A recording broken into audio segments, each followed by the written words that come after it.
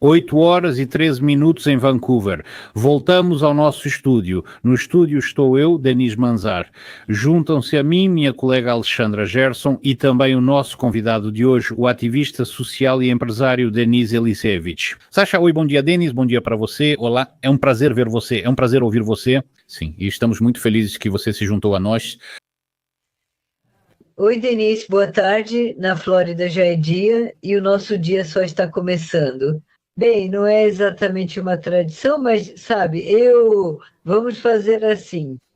Vamos começar, Denis, vamos começar com algo mais atual, sério e importante hoje. E eu só vou acrescentar aquilo sobre o que quero ficar em silêncio agora. Sim, Denis. Sim, bem, se for para começar, como dizem, direto ao ponto, o que provavelmente seria o mais correto, como dizem, sem se alongar demais. Sem dúvida, isso é o que está acontecendo hoje, provavelmente, principalmente na política interna da Ucrânia. Isso é a demissão ou exoneração do Sr. Yermak. Aqui tem um momento interessante, quando Yermak pediu demissão. Por exemplo, na Medusa, sim, li essa informação justamente durante o programa ao vivo. Então, no topo havia uma manchete que dizia Yermak pede demissão. Literalmente, talvez uns 15 minutos se passaram e a manchete mudou.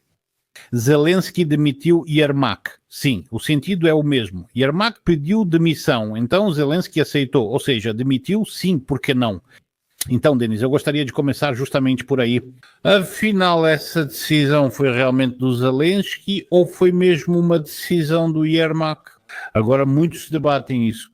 Afinal, o que foi isso e quão difícil foi para o Zelensky tomar essa decisão ou, pelo contrário, ele, digamos assim, ficou aliviado? O que é que você sabe sobre isso? O que dizem sobre isso na Ucrânia? Então, Yermak foi demitido e aqui eu não concordo com você. A grande diferença entre pedir demissão e ser demitido. Neste caso, principalmente porque... Bom, falaremos disso depois. Então, Yermak foi demitido sob pressão dos Estados Unidos, que já dura há muito tempo. A isso se juntaram as ações do Escritório Nacional Anticorrupção da Ucrânia. Segundo minhas informações, buscaram na casa dele por 1 ou 2 semanas e ele deve receber notificação de suspeita. É algo sério. Eles se separaram de forma muito ruim, com insultos e acusações mútuas. E até mesmo parte da imprensa escreve que alguém chegou a chorar e coisas do tipo. O que aconteceu depois disso? Depois disso, no segmento de língua inglesa do X, seguiu-se uma certa narrativa, tipo, vejam, na Ucrânia, corrupção de alto nível leva a processo criminal e demissão, enquanto na Rússia isso é considerado normal e não há problema nenhum. Alguém do público ocidental sem preparo pode pensar, então existe democracia na Ucrânia. Na verdade não é bem assim. Os Estados Unidos exigiram a renúncia. Ele nunca teria renunciado por vontade própria. Yermak, ele dominava toda a Ucrânia. Por isso é o ponto-chave. Essa narrativa é promovida para continuar enganando as pessoas e contando para elas sobre uma democracia mítica que nem sequer existe lá. Infelizmente.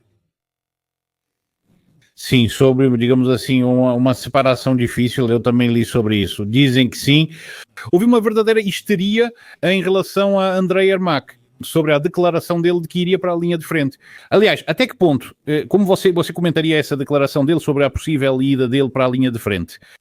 Olha, sabe, se ele tivesse ao menos um pingo de consciência, o quanto precisa ser canalha, todos nós entendemos que ele não vai lutar. Ele estará lá apenas de nome para evitar suspeitas do Escritório Nacional Anticorrupção da Ucrânia. Ele está sob uma proteção absurda. Ou seja, é uma pessoa que... E ele ainda fala de si mesmo lá? Bom, se você for entender tudo completamente, você sabe. Ele enviou uma mensagem ao New York Post. Sou uma pessoa decente e honesta. Isso é um absurdo. Vou para a linha de frente. Vamos ver. O Escritório Nacional Anticorrupção da Ucrânia pode notificá-lo como suspeito, mas as sanções americanas são inevitáveis para ele. Ou seja, Yermak será a vítima do regime, certamente sacrificada. Eu tenho uma pergunta, desculpa, Denis. E se não fosse, como você disse, Denis, os americanos, a pressão americana, Se não houvesse essa pressão, isso significa que Zelensky nunca teria se livrado de Yermak, porque Yermak é o homem de Zelensky. Claro, ele não é só o homem de Zelensky, são como gêmeos siameses, e Zelensky deu a Yermak o controle total da política interna da Ucrânia. Você não faz ideia de até onde isso foi. Na Ucrânia, houve várias épocas, mas ninguém eliminou totalmente a democracia. Eles conseguiram. Yermak nomeava todos em qualquer lugar. Há piadas dizendo que em Kiev não há casa onde ele não tenha indicado a avó como porteira ou zeladora. Ou seja, ele controlava absolutamente tudo. E agora, era tipo um enorme castelo de cartas, ele controlava as forças de segurança. O mais importante, instauraram o terror na Ucrânia e agora esse castelo de cartas desmorona como nunca antes. E agora, Zelensky vai receber tudo aquilo que Yermak criou, como se fosse para ele, embora ele ache que está absorvendo todo o negativo. Tirei o Yermak. Vejam, pronto, estou limpo. Vamos agir diferente agora. Veremos quais conclusões Zelensky tirará e quem ele nomeará após Yermak. Por que os americanos não gostaram do Yermak? Eles sabiam que ele era uma pessoa totalmente corrupta. O Yermak tem laços familiares com a direção principal de inteligência da Rússia. Eles sabiam, depois de corrupção, já basta. Eles sabiam da corrupção de alto nível e do envolvimento de Yermak em repressões. Nos Estados Unidos da América, existe a lista Magnitsky, onde, segundo minhas informações, em 2026 podem ser incluídos altos funcionários e juízes ucranianos. Todos aqueles que participaram de violações dos direitos humanos. Obrigado. Nós, aliás, nós na verdade, claro, não estamos muito envolvidos na política ucraniana. Então, bem, digamos assim, fica a impressão de que Yermak é, na verdade, digamos, quase que não apenas a segunda pessoa, mas quase que a primeira pessoa na Ucrânia, de fato. Sim, um tipo de cardeal cinzento, como costumam chamar, que basicamente toma todas as decisões. E praticamente toda a política, tanto interna quanto externa da Ucrânia, dependia dele. O quanto você concorda com essa opinião? Bem, a externa dependia em que sentido? Ele era quem sussurrava vários conselhos para Zelensky. E dentro da Ucrânia, pode considerar que o presidente era totalmente Yermak. Mas é preciso explicar para as pessoas que não sabem que na Ucrânia não existe o cargo de vice-presidente, como, por exemplo, existe nos Estados Unidos da América. Na verdade, o vice-presidente dos Estados Unidos da América é escolhido pelo povo, pelos eleitores, porque os sobrenomes ficam juntos durante a campanha eleitoral. Ninguém escolheu Yermak aqui. Zelensky o nomeou e lhe deu esses poderes. Vamos refletir sobre isso por um momento. Yermak teve acesso a segredos de Estado, isso é óbvio, embora pela Constituição, pela lei, isso não fosse previsto para ele, não fosse permitido. Como isso pode acontecer? Mas na Ucrânia é possível. E por que, eu digo, é importante quem Zelensky vai nomear como próximo? Ou seja, se ele entendeu alguma coisa, ele deve nomear ali o chefe da chancelaria. Um gerente desse tipo, que não vai aparecer muito e não vai exercer essa influência do jeito que está prescrito. Se ele, como eu suspeito, nomear alguém das forças de segurança, ou seja, há a candidatura de Goldanov, chefe da direção principal de inteligência do Ministério da Defesa da Ucrânia, há a candidatura de Pales, que é um militar. Eu acredito que ele deve escolher para si uma figura forte do ponto de vista da força. Porque escolher simplesmente algum gerente... Zelensky não pode governar a Ucrânia em um estilo democrático, como, por exemplo, Netanyahu pode governar em Israel durante a guerra. Zelensky só pode reprimir através da força e da ditadura. Estou dizendo tudo isso a vocês pela ótica de interesses da Ucrânia e da democracia no país. Não tenho nada pessoal contra Zelensky, apesar de minha família e eu sermos, de certa forma, vítimas de suas repressões. Sim, Denis, aqui vai mais uma pergunta sobre Yermak. Repito, nós não sabemos tudo, estamos longe disso. Eu simplesmente abri a biografia dele, sim, olhei lá na Wikipédia mesmo. Eu, na verdade, não vejo tantas semelhanças com Vladimir Zelensky. Quer dizer, por exemplo, o Mindich, né? Aí tudo bem, eles trabalharam juntos no show business, ou seja, parece que eles têm muito mais em comum, né? Mas o que pode ligá-los ao Yermak? Bem, além, digamos, do conhecimento vindo da atividade política do Zelensky quando ele se tornou presidente, porque, pelo que entendi, o Yermak foi nomeado em 2019 como assistente do presidente da Ucrânia no início. talvez você saiba de algo a mais, de onde vem esse conhecimento, de onde vem não só a amizade, mas essa admiração pelo Andrei Yermak e essa atribuição de poderes realmente tão grandes a, aparentemente, uma pessoa que sim chefia o gabinete do presidente, mas ainda assim... Pelo que eu sei, eles se conheceram. Zelensky foi produtor-geral do maior canal de televisão da Ucrânia, o Inter, onde Yermak era advogado. Pelo que sei, foi lá que se conheceram. Depois, Yermak agiu de forma que me faz crer, assim como outros, que ele é agente de influência da Federação Russa. Não afirmo se é do Serviço Federal de Segurança ou da Direção Principal de Inteligência, mas certamente é agente da Federação Russa. Se você assistir ao famoso debate entre Zelensky e Poroshenko no estádio antes das últimas eleições, verá que Yermak está lá. Ele está lá. Ele fica quieto, absolutamente não diz nada, apenas observa de longe. Observa, observa. E quando surgiu a oportunidade, digamos assim, dessa vaga, desse cargo de chefe do gabinete do presidente após a demissão de Andrei Bogdan, Yermak entrou lá. E veja o que aconteceu depois.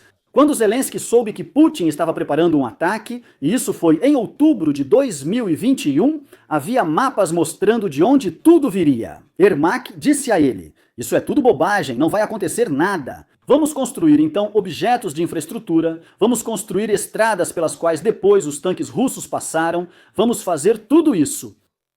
Ou seja, cada uma das ações dele.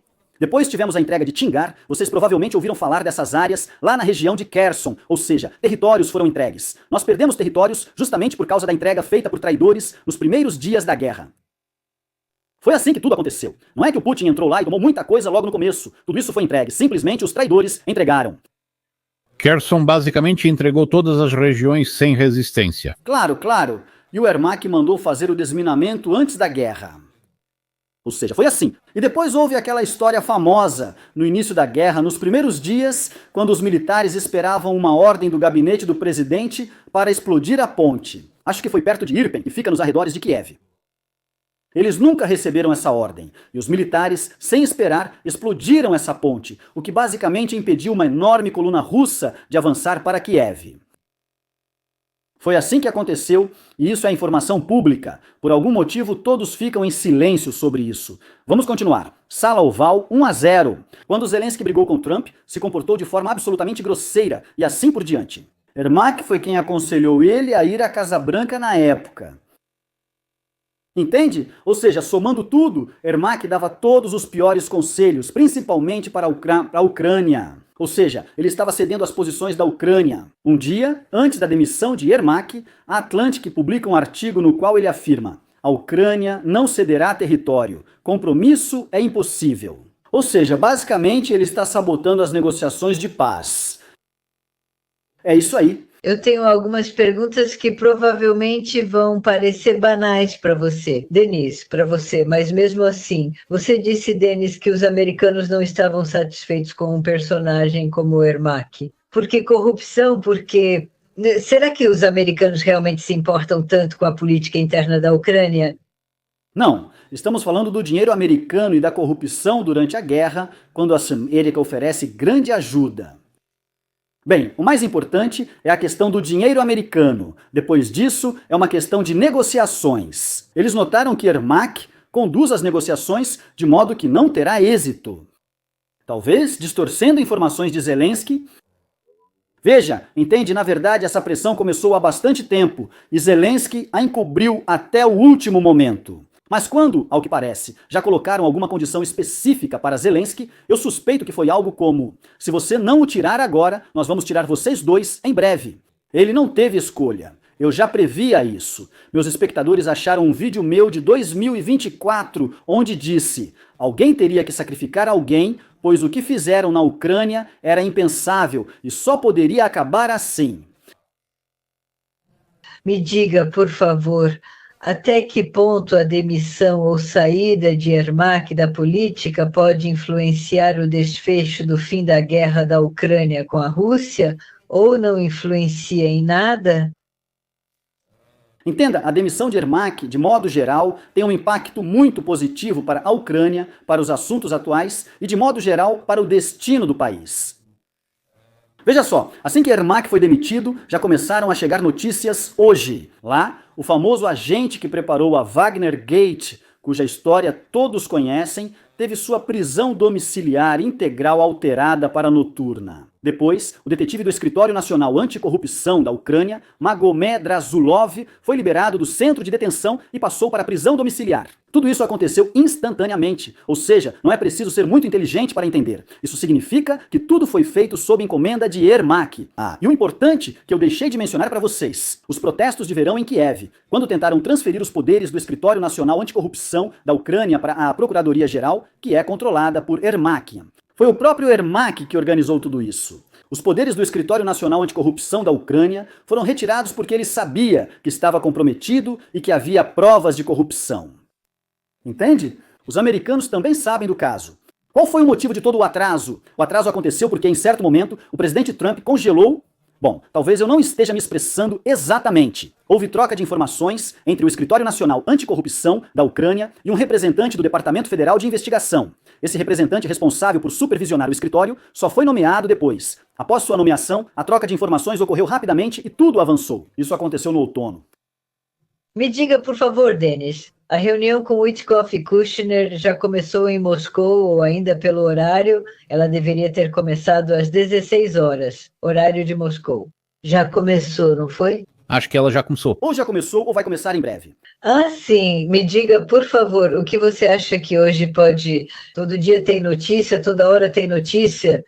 Então, bem, em primeiro lugar, quero dizer o seguinte. Hoje já faz 3 semanas que não temos Gennady Balashov. Ou seja, Gennady se foi no dia 11 de novembro, hoje é 2 de dezembro. Isso significa, estou certa, são 19 dias, exatamente 3 semanas. Gennady não viveu para ver as mudanças pelas quais ele tanto sonhava e desejava, literalmente dias, horas. O que você acha, Denis, se Gennady Balashov visse tudo isso hoje? Era isso que ele esperava, essas mudanças, ou ele esperava outra coisa?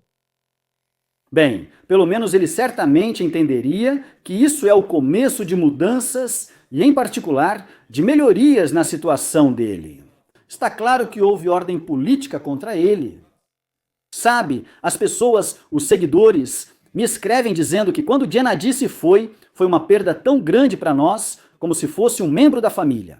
Não conseguimos superar, não conseguimos nos recompor, não conseguimos acreditar que ele não vai mais gravar vídeos. Por isso, sim, para muitos isso é muito difícil. E eu fico pensando nisso o tempo todo. Eu sei que a pessoa não esperou só mais um pouquinho. Eu acho que a fé dela de que isso era possível... Bem, ele já não tinha mais esperança de que alguma mudança para melhor acontecesse na Ucrânia, digamos assim. Bom, eu não sei, pelo menos é o que eu acho.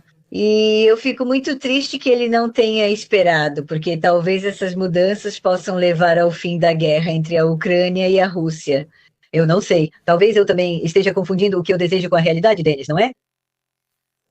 Não. Sabe, em uma das últimas conversas ele estava muito pessimista, ele literalmente me disse: eles não pretendem entregar o poder. Eu tenho a sensação de que Ermak vai ficar para sempre. Veja, como se fosse para sempre. Passaram-se 2 semanas, e veja só, não foi nada para sempre como acabou acontecendo. Embora eu dissesse tudo isso para ele, eu dizia, não, isso não existe. Mas ele já estava tão desesperado e tão abatido por essa injustiça que o afetou pessoalmente. Pois é, sabe, existe uma expressão, Denis, que diz que a pessoa vive enquanto é lembrada. Voloshov pertence àquela rara categoria de pessoas que não são esquecidas, que não vão embora, que não saem nem da mente nem do coração, de verdade. E assim, esse tempo que lembram... Claro, isso não consola a família, parentes e pessoas próximas, mas ainda assim tive sorte, assim como outros. Para você, para ti, conhecer uma pessoa assim que faz você pensar nela, voltar os pensamentos para Gennady Nikolaevich. E, claro, é muito triste. Bem, esse é um momento muito emocional e eu não posso deixar de falar sobre isso. Quando falamos sobre a Ucrânia, especialmente com você, já que se conheciam e conversavam, eu sempre retorno mentalmente ao Gennady. E quero dizer mais uma vez que isso é uma perda para a Ucrânia, para a sociedade ucraniana, porque, na minha opinião, Gennady Balashov é realmente um verdadeiro patriota da Ucrânia. É assim que eu entendo? 100%, 100% assim.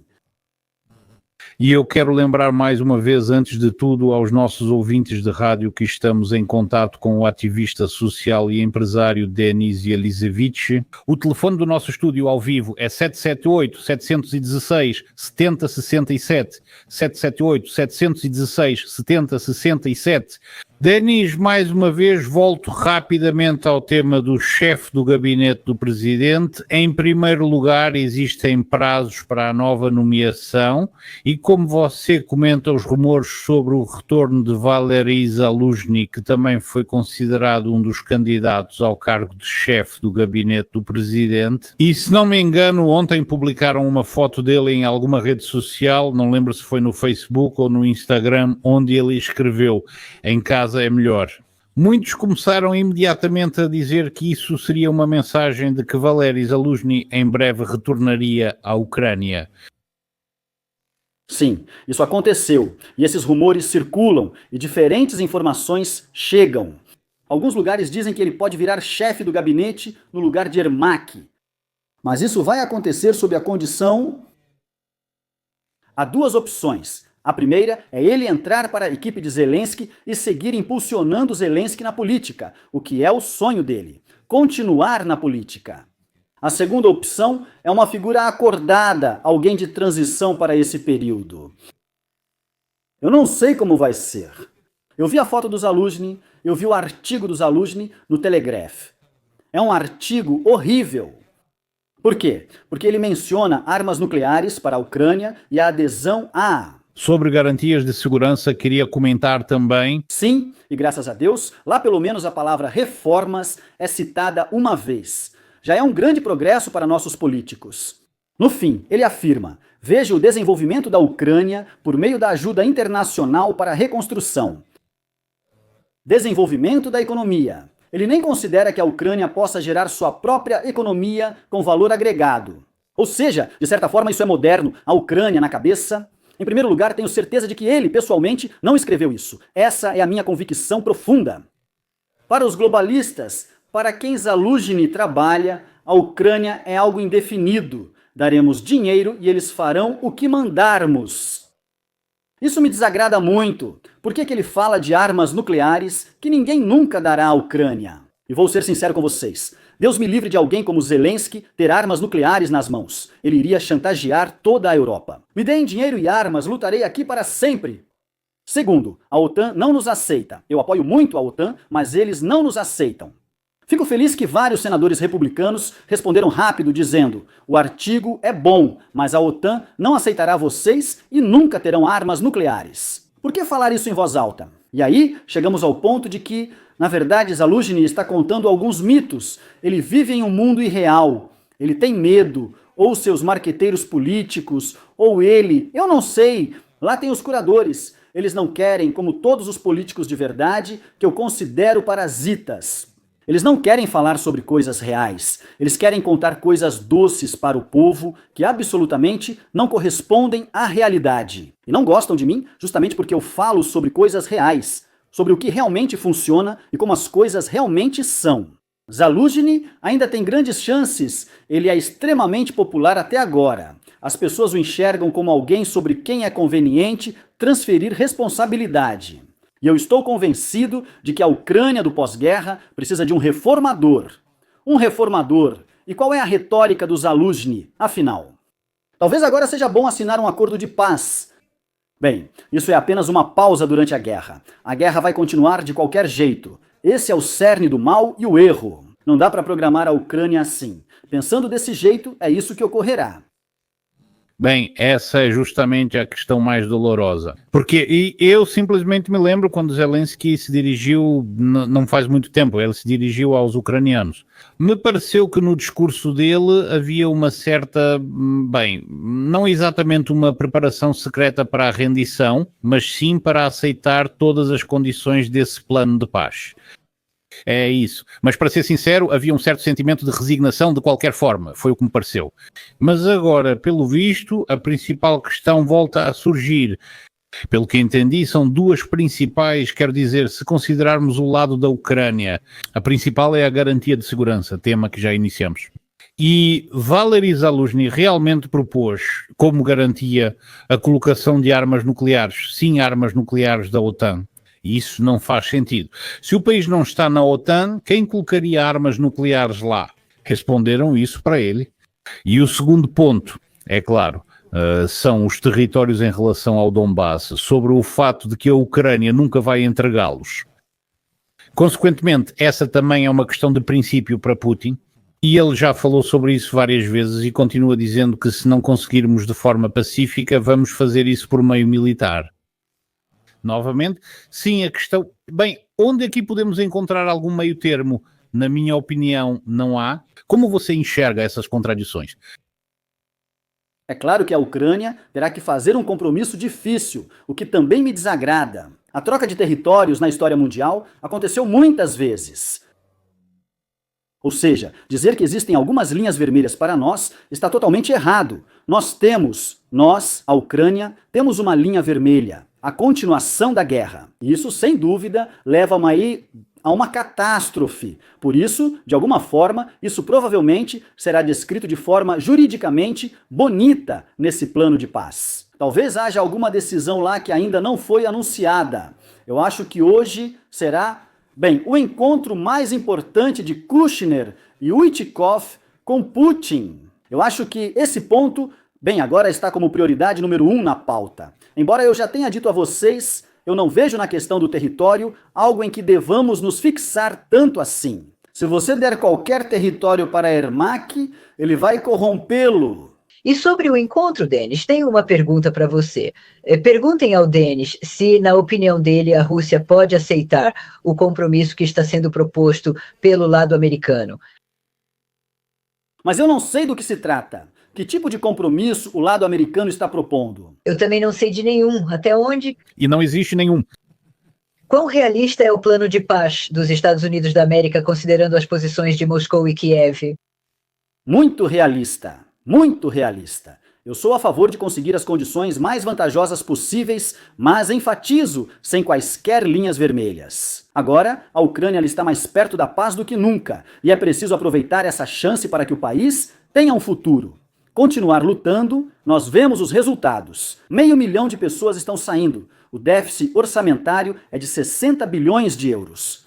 Do que estamos falando? Eu desprezo categoricamente a posição de quem não está na linha de frente e grita: não pode acabar, o plano de paz é ruim, isso e aquilo. Ou a segunda categoria que diz: devem nos dar tudo e nós devemos lutar. Sinceramente, não entendo isso. Até mesmo Vladimir Putin já fala abertamente que o principal problema da Ucrânia hoje em dia são as pessoas que simplesmente não existem. Ele faz isso de uma forma tão cínica, dizendo que a Rússia sempre pode, digamos assim, repor as perdas, mas a Ucrânia não. Bem, de fato, a Rússia é maior, claro, a população é maior. Mas eu queria perguntar sobre outra coisa, voltando novamente a esse chamado plano de paz. Aliás, você também já falou sobre isso.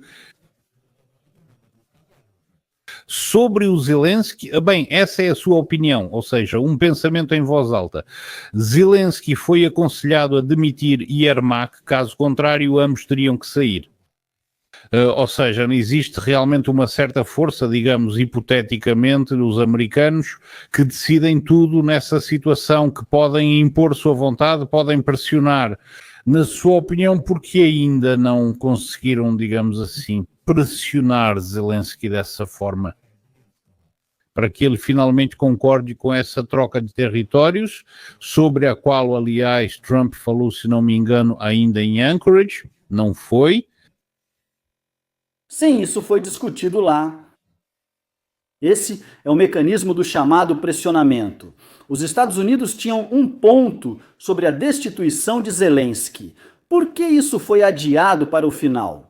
Porque se você destituir o presidente agora, então vai...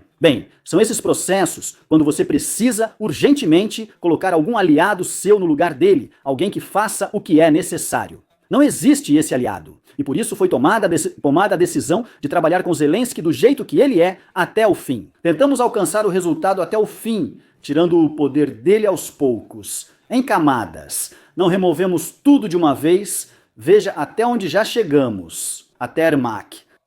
Tudo isso foi planejado com antecedência, e quando os americanos finalmente entenderam com quem estavam lidando, esse plano foi colocado em prática. E eles simplesmente seguem os pontos. Não quer isso? Tudo bem, vamos para o próximo. E assim chegaram até Ermak. E Ermak, quero dizer mais uma vez para vocês, o Escritório Nacional Anticorrupção da Ucrânia não terminou. O Escritório Nacional Anticorrupção da Ucrânia apenas começou.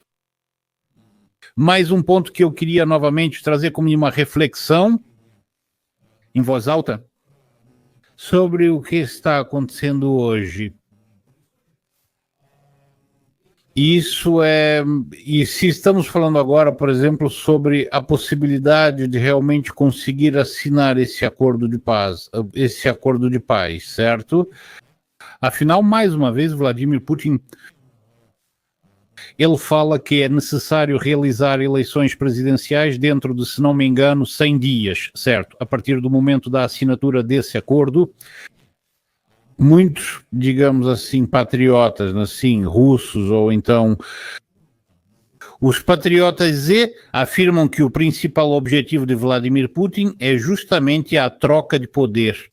E se, digamos, não fosse Zelensky e sua turma no poder desde o início, talvez nem teria, digamos, guerra, né? Então, aqui talvez o ponto mais importante é que quem vai se tornar o presidente da Ucrânia? É claro que a Rússia fará tudo o que for possível e impossível, provavelmente, para que o presidente seja, digamos, uma pessoa pró-Rússia. E eu me lembro, né, várias vezes discutimos isso justamente com Gennady Viktorovich em nossos programas. Ele tinha certeza de que isso era impossível, que um presidente pró-Rússia nunca chegaria à Ucrânia. Ou seja, ele disse que não, isso nunca vai acontecer, isso é impossível. Como você acha realmente bem que a Rússia vai fazer esses esforços, isso é compreensível, mas até que ponto isso é possível, na sua opinião? É importante definir a terminologia, especialmente o significado de pró-Rússia. Ou seja, no sentido literal de pró-Rússia, isso é impossível. Nem chega a 1%. Totalmente impossível. Por exemplo, Medvedchuk. Aqui está o segundo Medvedchuk. Não, uma figura assim está condenada. E ela não existe. Outra conversa é que precisamos de um presidente que realmente entenda a situação, que reconheça que existe Putin do jeito que ele é. A Rússia não vai desaparecer. Se continuarmos a aumentar o clima militarista, isso não vai acabar bem para nós. Não temos como lutar contra um país desses. E afinal, por que lutar? É preciso levar em conta os interesses de todos, causar o mínimo de dor possível e depois concentrar-se na economia, nas reformas e no futuro da Ucrânia. Uma pessoa assim não só pode vencer, como só uma pessoa assim pode vencer, vou te dizer isso. E não vai vencer quem estamos falando hoje, nem quem mencionam as pessoas ou pesquisas. Ou seja, não vai ter nenhuma Timoshenko, nenhum Poroshenko, nenhum Zaluzhny. Budanov, então, nem é para essas coisas. Já circula uma versão sobre a Timoshenko, um de nossos consultores políticos comentou isso. É preciso que 4 deputados do Servo do Povo saiam da coalizão na Rada Suprema. Assim, Timoshenko pode virar presidente, já que é a única figura visível que agrada Putin. E então será implementada na Ucrânia a chamada opção georgiana. Sim, comentam bastante sobre isso. Sim. Especificamente sobre a versão georgiana. Denis, quando eu te perguntei o que significa a demissão de Ermak, sim, agora nos escreveram. Tiraram o Ermak para mostrar a possibilidade de Trump influenciar a política da Ucrânia. Mostraram. Agora, representantes dos Estados Unidos da América, China e Rússia estão se encontrando para discutir os próximos acontecimentos. Anchorage 2 está em Moscou agora. Você concorda com esse ponto de vista? Anchorage 2 discorda totalmente. E um pouco sobre outro assunto. Pergunte para Denis, como você avalia, Denis, a declaração de Putin de que a Rússia está pronta para lutar contra a Europa agora mesmo? É uma ameaça real ou uma pressão política? Isso é pressão política. Esse é o comportamento típico de Putin, do Comitê de Segurança do Estado, que aparentemente foi muito ofendido por eles no passado, então ele ficou mais forte, faz barulho com armas e mostra como ele é durão agora. Eu não estou surpreso. Ouvi isso hoje e realmente não estou surpreso. Você acha que a Europa leva essa ameaça a sério? Sim, eles levam a sério e começaram a se preparar, dentro do possível, para uma guerra para a qual para a qual eles definitivamente não estão preparados. Mas Putin não vai fazer nenhuma guerra. Quero acalmar as pessoas. Não haverá guerra na Europa. Isso é impossível. Por via terrestre, isso nem está em discussão. Putin não vai conseguir nada. O que você acha, Denis? Por que Moscou tenta excluir a Europa das negociações e destaca os Estados Unidos como único parceiro? Porque a Europa... Não vou defender o Putin. A Europa está agindo de forma estranha agora. Essas Úrsulas, caja-calas, essas declarações irreais. Ou seja, os líderes europeus atuais veem a Ucrânia como um país para enfraquecer a Rússia por muito tempo.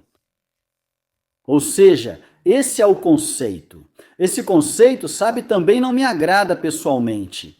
Eu vejo a Ucrânia com um futuro diferente. Por isso, Putin tenta excluir a Europa. Eles são falcões de guerra. Vamos ser claros, falcões de guerra. A Rússia pode cortar o acesso da Ucrânia ao mar se Kiev continuar com a pirataria contra navios russos? Bem, eu ouvi essa declaração do Putin. Acho que algo assim é possível. Obrigado. Obrigado, Denis. Eu queria voltar rapidamente ao tema do presidente da Ucrânia, porque novamente muitos acham que esse é o verdadeiro obstáculo. E eu ouvi isso várias vezes, né? E até agora mesmo no nosso chat vejo que o sobrenome de Evgeny Muraev aparece.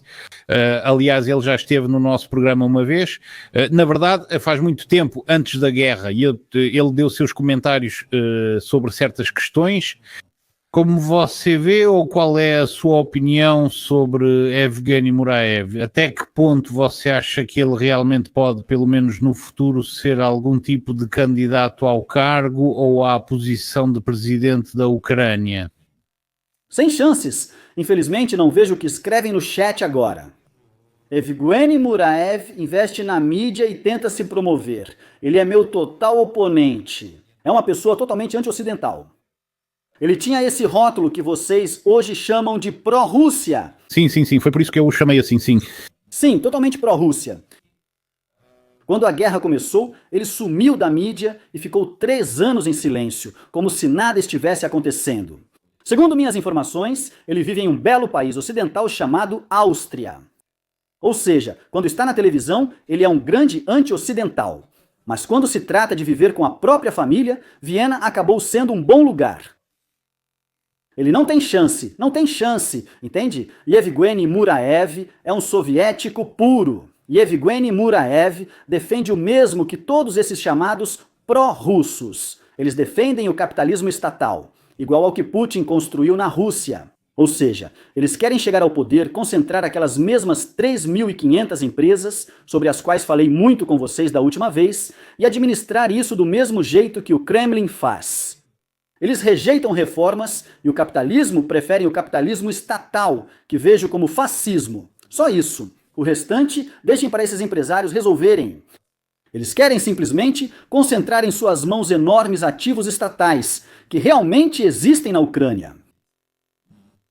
Sim, eu não mencionei esse sobrenome por acaso, em primeiro lugar, porque, como eu disse, mas mais uma vez ele já esteve no nosso programa uma vez, e muitos realmente o chamam de pró-Rússia, do ponto de vista que com ele provavelmente seria muito mais fácil chegar a um acordo, e ele é mais, não exatamente a favor da integração, mas sim a favor de laços mais estreitos com a Rússia nesse sentido. Também não vejo problema nisso. Se houver boas relações de vizinhança que hoje não existem e não sei se vão surgir mais alguma coisa, então mais uma vez entendemos o que é um presidente pró-Rússia.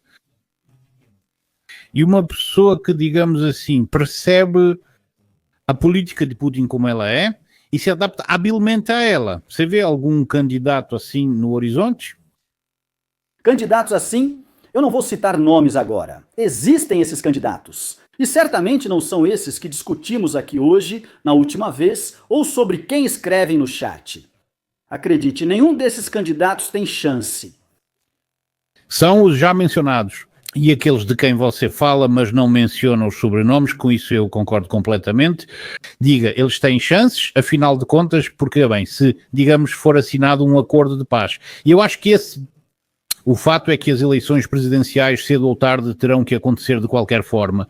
De qualquer forma, em todo caso, provavelmente, por algum motivo, me parece que em breve isso vai acontecer.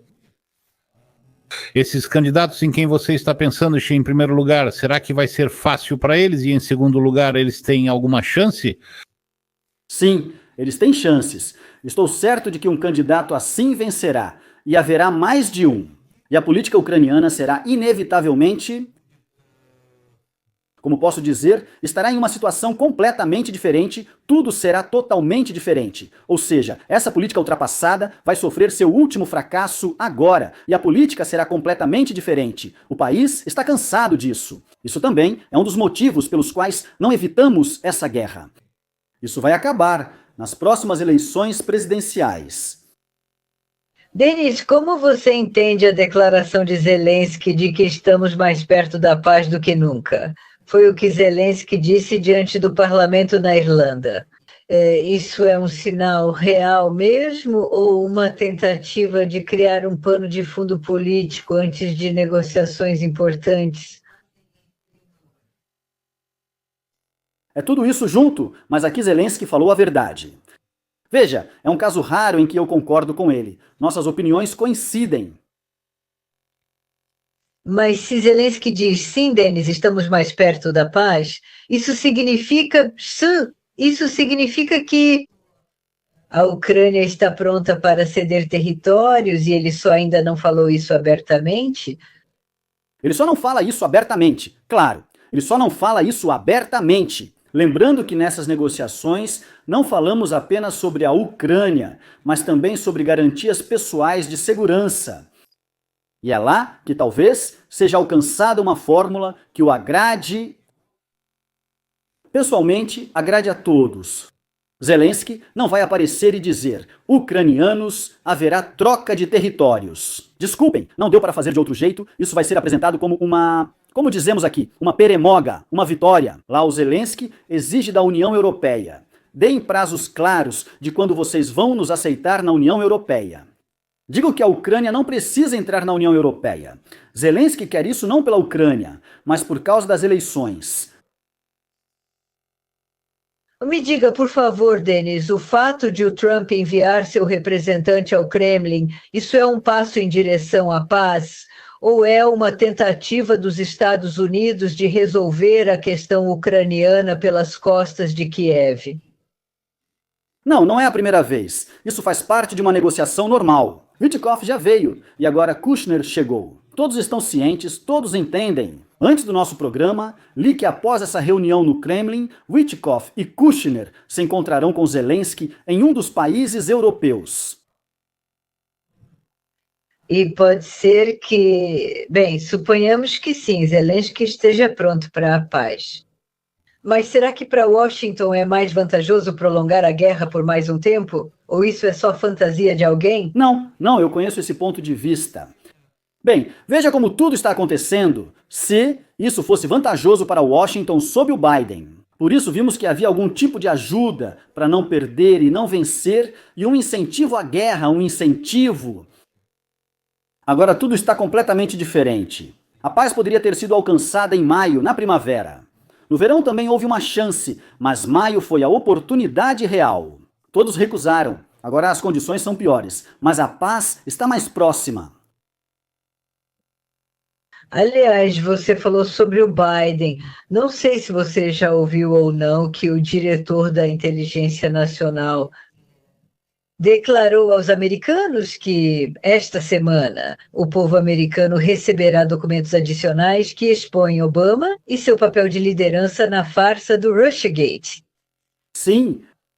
Isso, na minha opinião, ele é um momento muito sério, se isso realmente acontecer.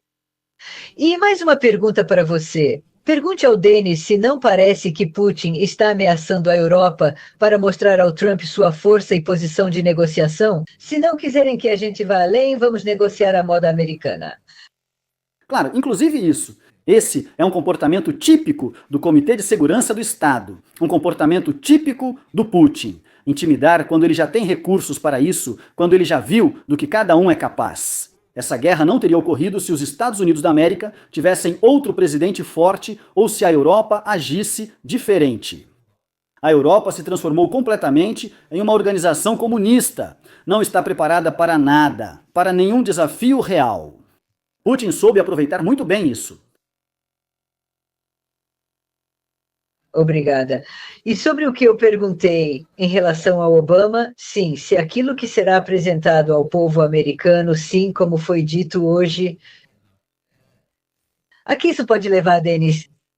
Muitos lá acham que isso pode levar Obama à prisão. Não, ele tem imunidade, nada disso ocorrerá. Mas certamente um grupo importante será exposto com provas. Isso ajudará a dissipar muitos mitos e faz parte de uma grande operação. Essa preparação foi usada também na Ucrânia. Isso leva a algo ruim. Ou seja, não estamos dizendo que Putin é bom. Por exemplo, nós com você, ou melhor, deixe-me falar por mim mesmo. Acredito que isso foi alimentado artificialmente, mas não digo que Putin seja bom. Mas esse tipo de comportamento e essa estratégia não vão levar a nada de bom. Vamos admitir, são autocratas, ditadores. Vamos enfrentá-los, mas sem militarismo ou uso de países intermediários. A Europa precisa se unir aos Estados Unidos da América, isso é essencial. O erro europeu é se opor aos Estados Unidos da América agora. Mas eles realizaram um exercício. A OTAN realizou um exercício na Romênia recentemente, e lá eles fracassaram em 5 ou 6 pontos-chave. Eles não conseguem ficar sem os Estados Unidos. Mas esses líderes nunca vão apoiar valores, por exemplo, do presidente Trump. São pessoas focadas nos próprios interesses. Repito, Kaja Kallas, cada declaração dela... Estou chocado que alguém assim ocupe tal cargo na Europa. A Europa é grandiosa, mas seus líderes hoje são o fundo do poço. Estão te perguntando, Denis, por que você acha que em 2022 Zelensky não assinou a paz? Em 2024... Aqui, por algum motivo, eles escreveram 2022? por que não assinou em 2022? É porque ele é esse tipo de presidente. Provavelmente sentiu o gosto de como é ser um grande comandante. Fizeram a cabeça dele. Acho que o Ermak também. Sobre o Boris Johnson, acho que já discutimos isso com você. Disseram para ele, vamos te dar tudo, vai lá e enfrenta o Putin. E ele acreditou, achou que conseguiria, se sentiu demais. E olha no que isso deu. Agora estamos discutindo com você apenas erros radicais, fundamentais, pelos quais ele vai ter que responder. A guerra devia ter acabado em maio de 2022. Hoje não discutiríamos retirada de tropas do Donbass, nem outras questões. Aqueles termos eram bem diferentes dos atuais. Putin ficou quieto porque apanhou naquela época. Denis, qual é a sua opinião? Essa questão já estava no ar há muito tempo, sobre Arestovich e Mark Fagin. Minha opinião? Sim. Bem, você sabe, eu sou uma pessoa direta, vou falar diretamente. Mark Fagin é simplesmente um canalha de marca maior. Um canalha de marca maior com um passado muito duvidoso. Sobre Arestovich, tive uma história pessoal com ele. Só isso, não quero participar de perseguição contra ele. As pessoas precisam esquecer dele como figura política. Isso não tem chance. Mas ele tem sucesso lá na sua área de psicologia, tem alguma escola, essas coisas. Isso aí ele consegue fazer. Eu não tenho nenhum tipo de relação com ele. Aliás, Gennady Balashov conheceu Arestovich ou não?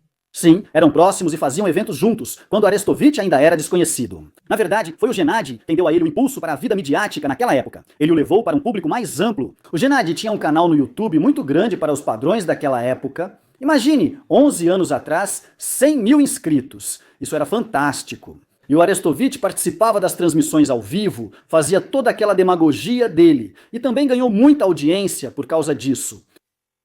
Mas agora você disse, me surpreendeu mesmo. Não acredito nisso. 100 mil inscritos 11 anos atrás, Denis? Na época do Maidan, o Gennady tinha vídeos com mais de 1 milhão de visualizações. Hoje seria difícil conseguir isso. Isso significa que Balashov era provavelmente um dos políticos mais marcantes da Ucrânia? Populares, quero dizer. populares, sem dúvida. É só que ele não tinha, sabe, naquela época toda a política era feita pela televisão. Hoje a televisão na Ucrânia está morta, tudo está no YouTube, na verdade tudo está na internet, YouTube, Telegram, redes sociais. Naquela época tudo era pela televisão, 80% da influência. Balashov foi um pioneiro, conquistando muitos seguidores no Facebook, com posts em texto e depois migrando para o YouTube. Ele foi, digamos, um dos primeiros nisso. E ele realmente tinha uma audiência de verdade. Mas ainda assim... Bem, naquela época não existia esse tipo de público nas redes sociais. Atualmente, só aposentados ficam lá. Pessoas com mais de 70 anos já estão no YouTube, inclusive na Ucrânia, um país muito conectado à internet. Digamos assim, ele estava um pouco à frente do seu tempo.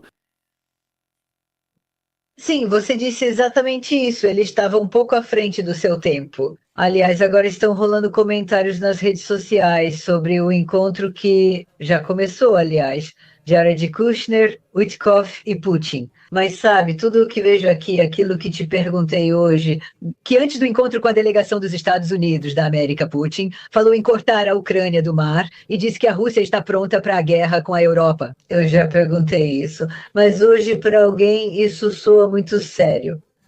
Por exemplo, isso de certa forma me surpreende.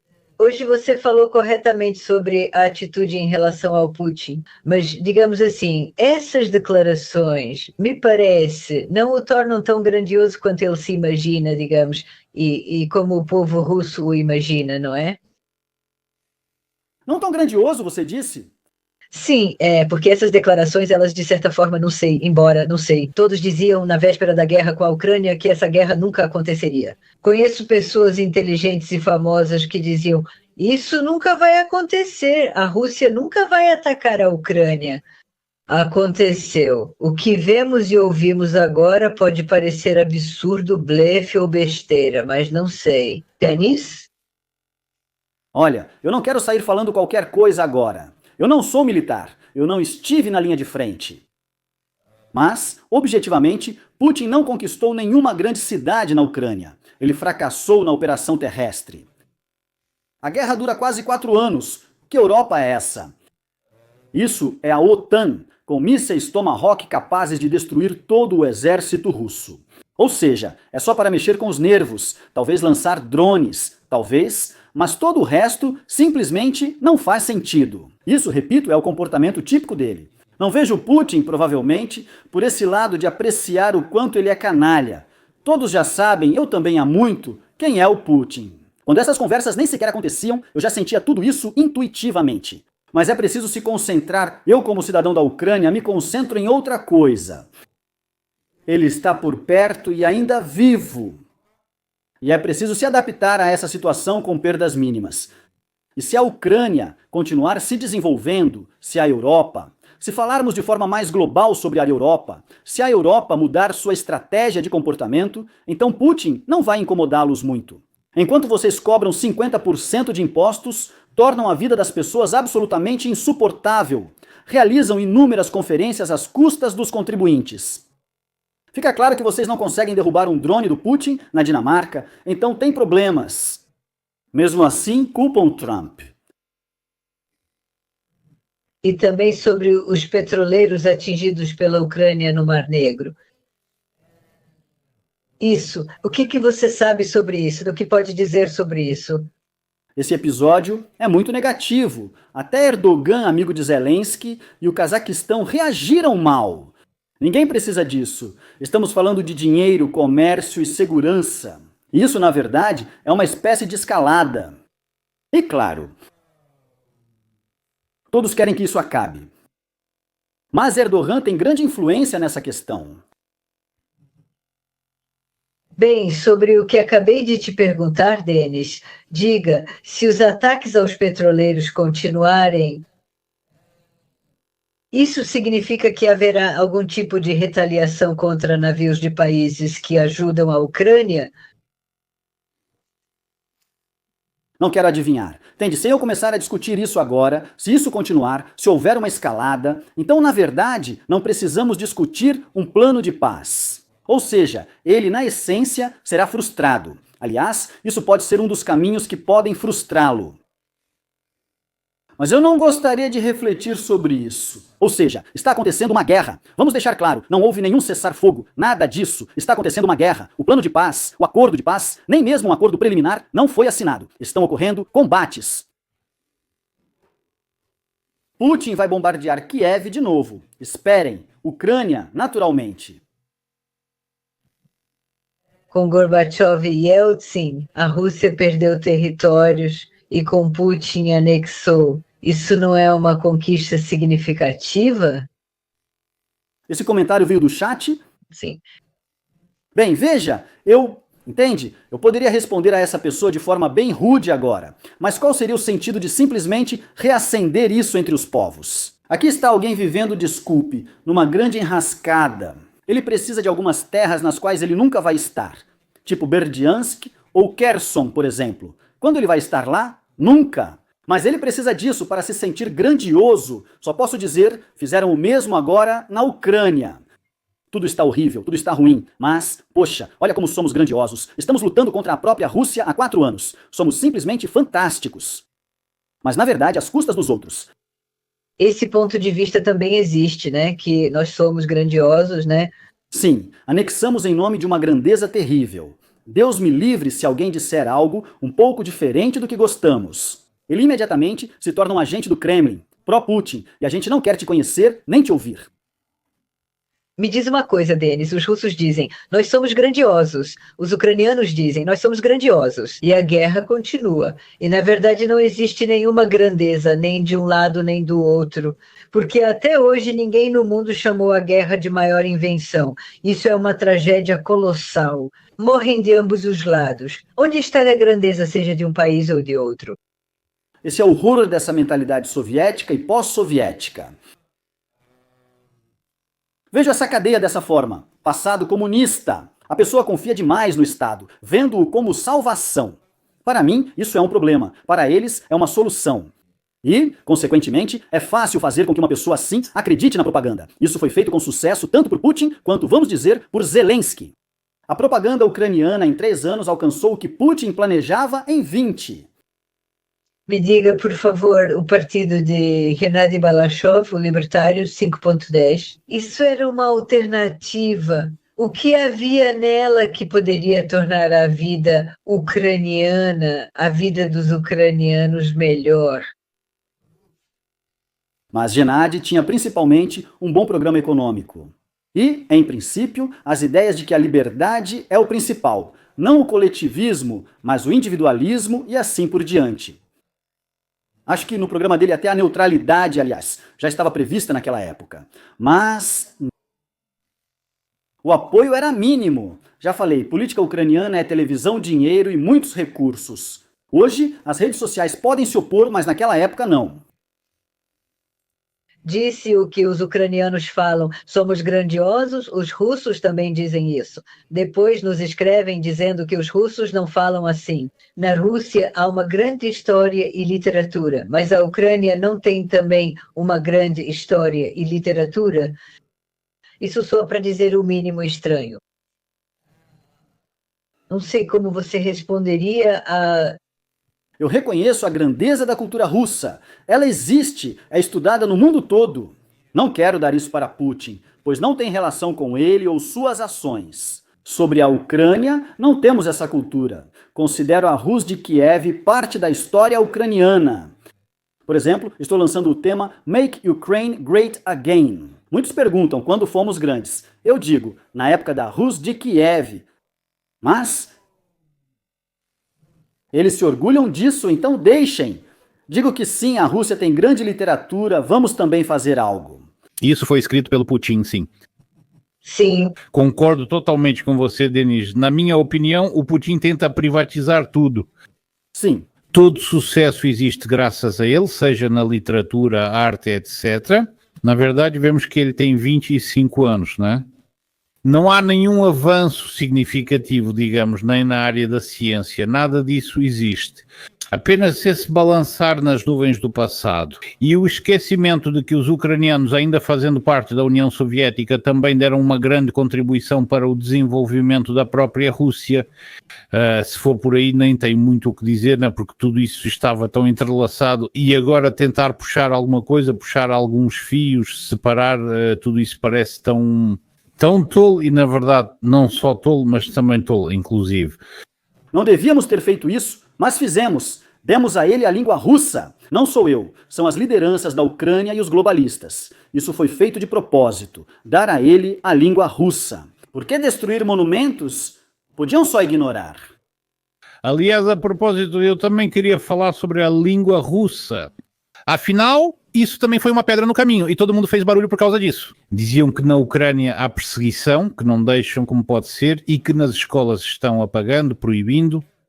Mas agora, aqueles territórios que, digamos, foram ocupados pela Rússia, sim, lá o idioma ucraniano não tem absolutamente nenhum status, simplesmente nenhum, ele simplesmente não existe lá.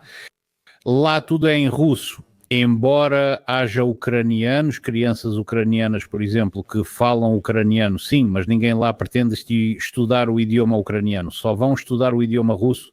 Pelo que entendi, nessas regiões que agora estão sob controle da Rússia, lá também existe uma situação interessante em relação ao status. Eu queria perguntar, Denise, sobre o papel do Rustem Umerov, muitos também falaram sobre isso. Como você vê o papel dele em primeiro lugar? Bem, não necessariamente no processo de negociação, muitos acompanharam se ele voltaria ou não para a Ucrânia, ele também estava envolvido nesse escândalo. E hoje qual é a situação com... Pelo que entendi, ele faz parte do Conselho Nacional de Segurança da Ucrânia, ou é até secretário, se não me engano. Ele é o chefe, sim. O chefe? Sim. Sobre Rustem Umerov, hoje não vou falar mal. A única coisa que critiquei foi a roupa dele durante as negociações de paz, aqui em Miami, recentemente. Se as pessoas ouviram atentamente nossa última transmissão, eu mencionei lá que o Umerov fez tudo certo. E depois, quando isso foi ignorado, eu nem falaria sobre isso agora se você não tivesse perguntado. No New York Post, sobre o artigo sobre Ermak, sobre ele ter enviado uma mensagem para eles dizendo "Estou indo para a linha de frente". Há um parágrafo sobre Umerov, mencionando que ele se reuniu com Kashi Patel, chefe do Bureau Federal de Investigação, em sua última visita à América, antes de ver os demais. Eu sabia, por isso estava confiante, e corrigiram Ermak. Umerov é o chefe. Só isso. Eu tenho uma pergunta do chat. Andrei Ermak, que foi demitido do cargo de chefe do gabinete de Vladimir Zelensky em 2024, recusou a proposta de desenvolver contato com o genro de Donald Trump, Jared Kushner. A Denise sabe disso? Sim, isso realmente aconteceu. Esse é um dos episódios que confirma tudo o que discutimos anteriormente hoje.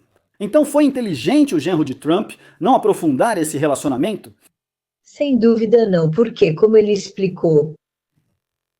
Eu não estava presente lá, mas é verdade que nisso pode-se ver um jogo a favor da Rússia? E você sabe, quando houve as eleições presidenciais nos Estados Unidos da América, Ermak andava por aí convencendo todo mundo. Kamala vai ganhar, Kamala vai ganhar, temos que apoiar a Kamala. E Zelensky acreditou nisso. Eles, lembra, foram junto com os democratas para uma fábrica militar na Pensilvânia durante a campanha eleitoral. Sim. Ao fazer isso, você já toma partido.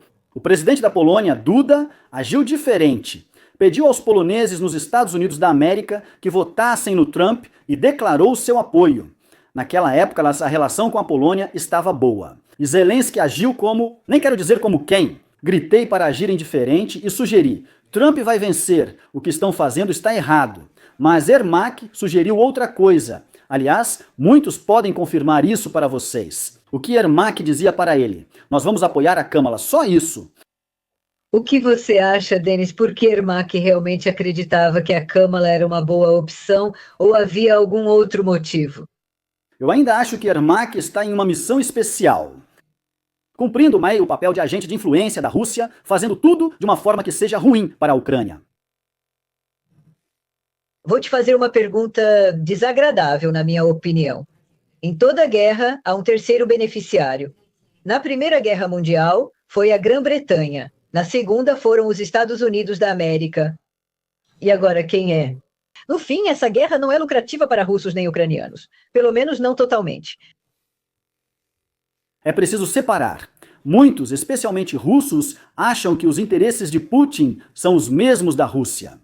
Vou falar de forma mais simples para vocês. Todos ganharam, menos a Ucrânia. A Ucrânia perdeu uma quantidade enorme de pessoas que foram embora ou morreram. A Ucrânia perdeu territórios. A infraestrutura da Ucrânia está destruída. Muitas pessoas que estão na Ucrânia querem sair ou vão sair. A confiança no Estado foi perdida. Nossa história tem páginas negras, centros de recrutamento, apoio social e assassinatos entre nós. Tudo isso é horrível. No fim, todos saíram ganhando. A Europa recebeu muitas pessoas, pessoas decentes, instruídas, da mesma fé, força de trabalho.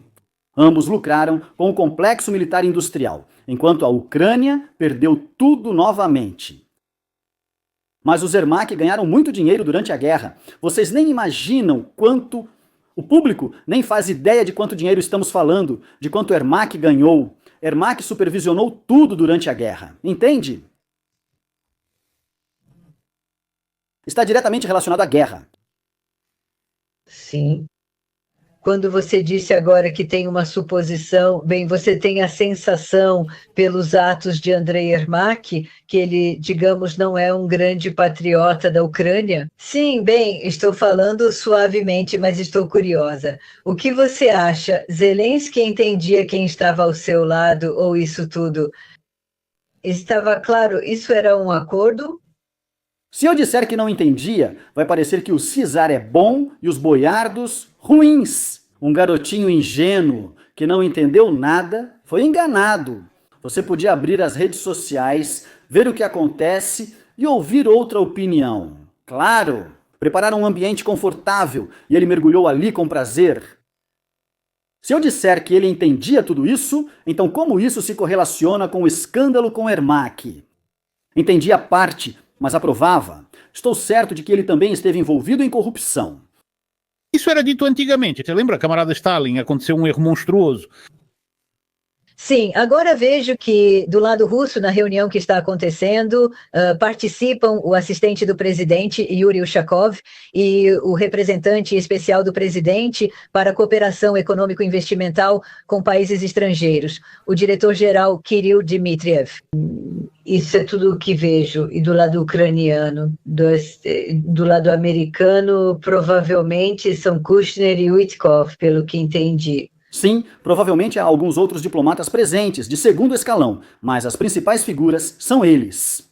Veja como Trump age. Ele não segue a diplomacia tradicional com diplomatas e protocolos, mas atua de forma totalmente diferente. Por quê? Porque ele é um empresário, ele precisa de eficiência. Ele já viu aonde levam esses caras sérios, com caras fechadas. Veja como o nosso embaixador, esse Kyslytsya, estava sentado durante a reunião aqui em Miami com Kushner e com Witkoff. E com Rubio. Ele já sentou desse jeito. Analisei ao vivo, mãos assim, rosto fervendo, como funcionário soviético, claramente insatisfeito. Enquanto isso, lá todos em ternos bonitos, relaxados, fazendo negócios. Há quanto tempo você está nos Estados Unidos, Denis? 3 anos. 3 anos. Olha só, você é aquele caso raro, como eu já disse, quando você entende a política ucraniana, porque você é de lá e você é uma pessoa que tem relação com isso. Você entende a sociedade americana, já que morou 3 anos nos Estados Unidos da América? Na sua opinião, até que ponto você acha que o Trump vai conseguir colocar um ponto final nessa guerra, se conseguir? Tenho certeza absoluta de que o Trump vai acabar com essa guerra. Tenho 100% de certeza. Por quê? Como assim? A vida, ações, eficiência, visão de vida e ideologia do Trump provam isso. Para ele, este é um novo começo, pois não foi tão fácil quanto esperava. Todos aguardam, por isso a guerra vai terminar. Só por causa do Trump, não do Putin nem do Zelensky. E você, Denis, o que acha? Aqui, na verdade, também vemos como nos últimos anos muita coisa depende de uma pessoa específica. Temos o presidente Donald Trump, certo, que tem uma política específica, tem o presidente Vladimir Zelensky, tem o presidente Vladimir Putin, mas as pessoas vão embora, não é? E, na verdade, a política, digamos, o vetor da direção deveria permanecer, mas ele também muda. Então, digamos, Donald Trump sai e vem outro, certo? E será que a atitude do novo presidente americano, hipoteticamente, não vai mudar em relação a essa situação entre Rússia e Ucrânia, certo? Não pode vir, hipoteticamente falando de novo, um segundo Biden, ou, por exemplo, Vladimir Putin. O que vai acontecer com a política dele, quero dizer, com a política da Rússia, com o rumo que o país está tomando? Na sua opinião, o quanto isso é importante hoje? Isso é importante, mas a política de Putin vai acabar por volta de 2029 ou 2030. Isso está previsto para ser feito durante o programa do presidente Trump, ou melhor, durante o seu mandato. Derrubar os ditadores na medida do possível. Ditador Maduro, ditador Zelensky, ditador Lukashenko, ditador Putin. Haverá mudanças. Discordo totalmente da ideia de que, se Putin sair, outro igual ocupará seu lugar. Isso não é verdade. A Rússia passará por grandes mudanças após Putin, pois há elites que entendem a situação e sabem que não dá para continuar assim. E por que você mencionou o ano de 29? De onde vêm essas datas? Existe um conceito do Trump. Mesmo não dito, algo pode estar acontecendo. Contei isso a todos e tudo ocorre exatamente assim. É a primeira vez que ouço falar desse tipo de conceito. Você poderia explicar um pouco mais? Bem, é óbvio quem está criando problemas no mundo. Donald Trump é conhecido por dizer: mantenha os amigos próximos e os inimigos mais ainda. É assim que ele se comunica tanto com Xi quanto com Putin. Mas Putin passou de todos os limites. Todos aqui sabem disso. Vão tirar o poder dele aos poucos. Mas isso ainda é uma previsão. Só saberemos com certeza em 4 anos. Acredito que até 2029, no máximo, Putin não estará mais no poder, independentemente de morrer ou não. Sim, entendi. Vai perder influência. Denis, como você avalia a frase de Zelensky de que esta é a guerra pela liberdade mais destrutiva desde a Segunda Guerra Mundial? Isso é retórica política ou realmente uma definição precisa da situação? Acho ofensivo e repugnante ouvir isso. Não há liberdade na Ucrânia. Por causa de Zelensky e por causa dessa guerra. Zelensky é um ditador. E não há nenhuma, e é uma guerra entre um grande soviético e um pequeno soviético. Quais são os riscos para a Ucrânia se Washington e o Kremlin, aquilo que eu já perguntei, começarem a negociar sem Kiev? Isso já não vai acontecer. Bem, de certa forma isso já aconteceu. Zelensky costumava gritar: nada sobre a Ucrânia sem a Ucrânia. Mas, na verdade, sem a Ucrânia, tudo isso foi decidido só por culpa do próprio Zelensky. Porque ele se mostrou totalmente incapaz de negociar. É impossível chegar a um acordo com ele. Desde que Trump assumiu este ano, sua administração tentou 3 vezes, sem sucesso.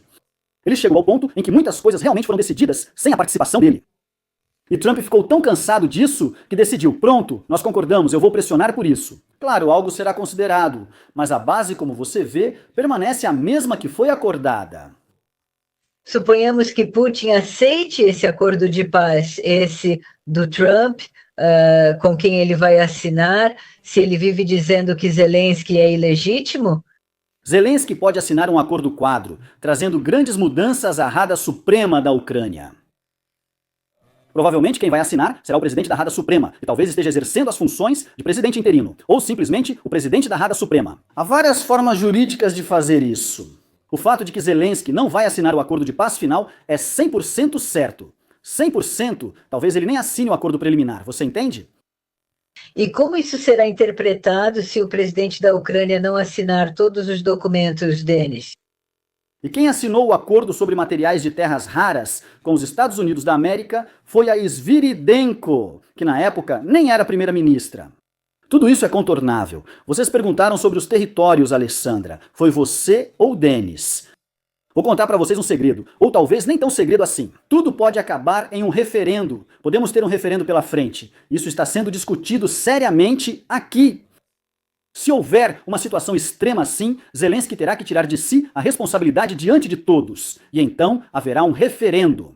Aliás, eu até esqueci, mas o plano de paz para Israel, se não me engano, né, o próprio Israel assinou ou não, eu acho que também eram duas partes envolvidas lá. Isso foi justamente os Estados Unidos da América. Acho que lá, eu não me lembro se tinha... Sim, entendo o que você diz. Está acordado, mas não diretamente. Sim, exatamente, sim. Isso foi usado como base. Muitos afirmam que o plano de paz de Trump se baseou no de Israel. Eu já sabia que seria assim, falei disso nas transmissões, acho que no programa do Celeste. E está acontecendo exatamente isso. Veja, tiraram Kella como general e colocaram Witkoff e Kushner, que trouxeram sucesso àquelas negociações. Por isso é assim, Trump usa o que funciona e descarta o que não funciona.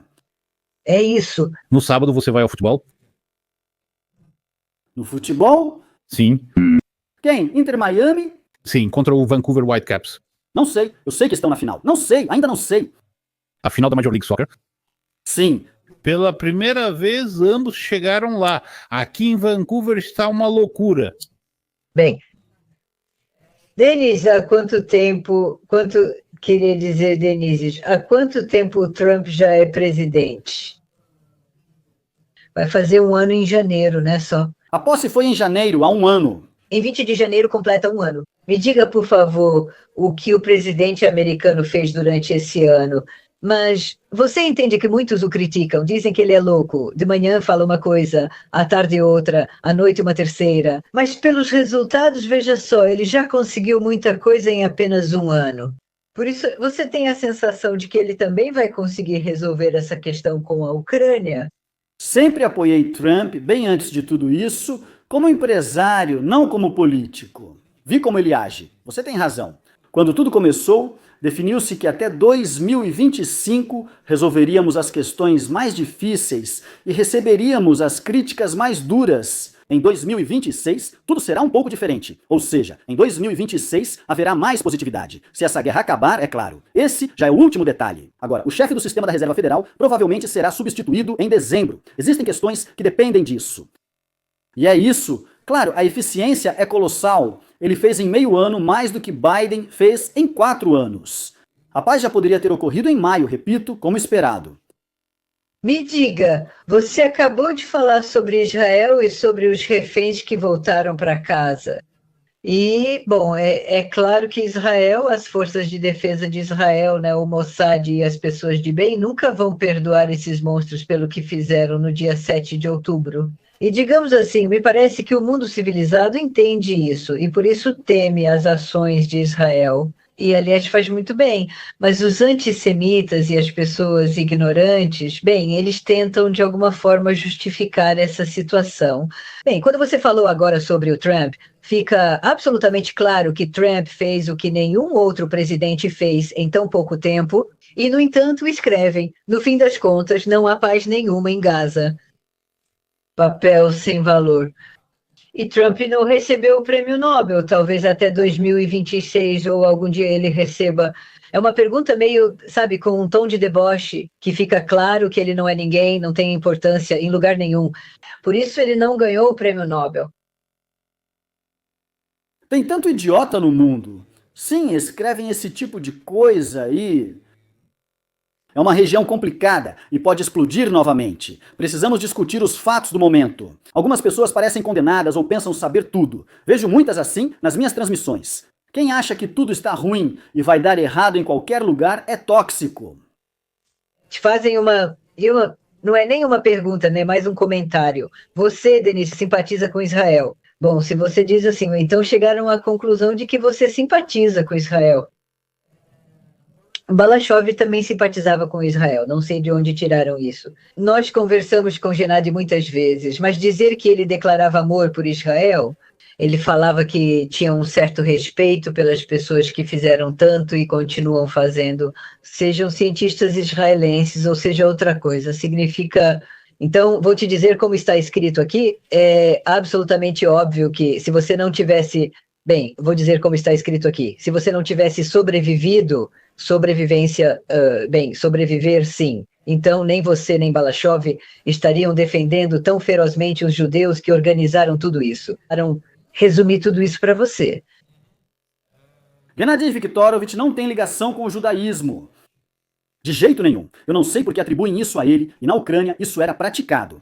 Ah, é mesmo? Acho que a mãe dele é russa, o pai é alemão, ou o contrário. É assim mesmo. Bom, ele é antissemita. O que vamos falar sobre eles? Apoio Israel, não só por isso. Mesmo se eu fosse de outro lugar, ainda apoiaria Israel, pois é o certo a fazer. Apoio, antes de tudo, esse conceito e como o país vive corretamente e conquista resultados. E as pessoas, como evitar isso? Me diz essa retórica, essa propaganda pró-Palestina, apesar do que aconteceu em 7 de outubro, isso é só porque pagaram? Ou o antissemitismo no mundo é tão forte que não importa o que os israelenses, os judeus façam, ou ao contrário, não importa o que façam com eles? Sim, o que aconteceu é uma tragédia terrível. Isso não desperta simpatia na sociedade, pelo contrário. Ou são pessoas pagas, na maioria das vezes, que fazem isso por dinheiro. O antissemitismo está mais forte do que nunca. Infelizmente, a Europa hoje é insegura para os judeus. Os líderes europeus também têm grande culpa, mas é preciso reconhecer que, como na Ucrânia e na Rússia, isso resulta de uma lavagem cerebral. Esses caras investem dinheiro colossal nas redes sociais. Estamos falando de bilhões de dólares, onde essas mentiras e toda essa concepção são fomentadas. Política israelense, vou perguntar mais um tema sobre Israel, uma pergunta. Hoje, a política israelense, a Victor Lieberman, em uma entrevista para Alexei Alexeyevich Venediktov, disse que Netanyahu já deveria sair. E qual é a sua opinião sobre as ações do primeiro-ministro de Israel? No geral, eu apoio Netanyahu, mas reconheço que ele cometeu alguns erros. Não quero falar muito sobre isso, pois não moro em Israel. Assim como não gosto de conselhos sobre a Ucrânia, também não quero fazer isso com quem vive em Israel. No geral, apoio Netanyahu. Agora você disse que eu não quero dar conselhos. E meu parceiro de rádio, Dima Sheglik, já falou muitas vezes que não é da nossa conta se há democracia na Rússia ou não, para ficarmos dando conselhos para eles. Certo? Ou, por exemplo, no caso da Ucrânia, é preciso entender a situação. Entende? Você, o Gennady Balashov, tem esse direito de fazer essas avaliações, de entender porque vocês são da Ucrânia. E é claro que ainda mais 3 anos, isso é muito pouco tempo. E ao mesmo tempo, eu vejo como você fala sobre o Trump, como você fala sobre a sociedade americana. Eu fico com a impressão de que para você, bem, a Ucrânia, claro, é o seu país e você não pode ser indiferente a ela. Pela sua emoção, Denis, percebe-se que você sente tudo isso. Mas você também fala sobre os Estados Unidos com um conhecimento bastante sério. Você gosta da sociedade americana? Bom, claro, metade da minha família emigrou para a América há muito tempo e eles já são cidadãos americanos há bastante tempo. Eu, no geral, sou uma criança americanizada desde a mais tenra infância. E isso se reflete de alguma forma. Quanto à Rússia, eu nunca dei nenhum conselho à Rússia. A Rússia atacou a Ucrânia, não me importo com o modo como eles vivem. É isso que acontece sem democracia em um país. Depois atacam os vizinhos. Regimes autoritários acabam iniciando guerras, e isso preocupa. Como vivem lá é problema deles e deve preocupá-los. É só ver qualquer transmissão deles dos últimos 12 ou 13 anos. Só falam de Ucrânia e Estados Unidos da América aí. E a Rússia, como estão as coisas? Não há processo político real, mas nunca me envolvi nisso. Essas propagandas estão em conflito, mas eu não comento assuntos internos da Rússia. Sabe o que me surpreendeu? Agora, quando você falou sobre Gennady Balashov, sobre os pais dele, você disse que talvez a mãe dele seja russa, o pai alemão, né, ou o contrário, e aí algum espertinho escreve, hahaha, entendi que tipo de alemão. Eu tenho a impressão de que essas pessoas, os antissemitas, acham que judeu é algo ruim. Entende? Você entende o que eu quero dizer? Eles dizem, ele está escondendo, não é alemão de verdade, não entendo. Então, para eles, como havia um antissemitismo feroz, quase insano, nessa União Soviética. Já tem pessoas que vivem há 30 anos ou mais, há muito tempo em outro lugar, mas isso está na cabeça deles, que judeus são algo negativo, algo ruim, que precisa ser escondido, ou tem medo, vão para o inferno. Já estamos cansados de vocês, nem sei mais como reagir. Mas você não morou na União Soviética, Denis, certo? Nasci na União Soviética no fim de 87. De certa forma, ainda vivi lá, mesmo sem consciência disso. Ah, inconscientemente. Você usou uma boa palavra, Denis. Nesse país só dava para viver inconscientemente. Comentário absolutamente preciso. Bem, aqui estão pedindo para você perguntar sobre a cantora Larisa Dolina. Eu não vou perguntar, não faço ideia do que está acontecendo com ela. Ela ainda canta ou não? E enfim. Lá é sobre outra coisa completamente diferente. Denise, você gosta da Larisa Dolina como cantora? Por que eu perguntaria isso? Não faço ideia. Eu nunca comentei sobre isso, já tive respeito por ela, mas quando a guerra começou, Putin fez um show no estádio e ela se apresentou. Acho que ela é de Odessa. Isso é horrível. Isso é horrível. É sobre outra coisa completamente diferente. Agora na Rússia está rolando um boom do cancelamento da Larisa Dolina. Só isso, né? Publicaram um post falso dizendo que eu estaria voltando para morar na Ucrânia, é isso? Não. A questão é que não. É tudo muito mais simples, mais banal e por isso mesmo mais terrível. Ela vendeu o apartamento dela por uma quantia absurda de dinheiro, mas realmente era um apartamento caro para um empresário, depois para uma empresária. E depois de um tempo ela disse que foi vítima de algum tipo de golpe e o dinheiro que ela recebeu pelo apartamento ela entregou para eles. Ela foi à justiça, o tribunal apoiou Larisa Dolina, tirou o apartamento da empresária, mas Dolina não devolveu o dinheiro. Ou seja, o apartamento voltou para a Larisa Dolina e o dinheiro também ficou com ela. E não só isso, ela nem teve vergonha, pouco tempo depois colocou o apartamento à venda de novo pela segunda vez.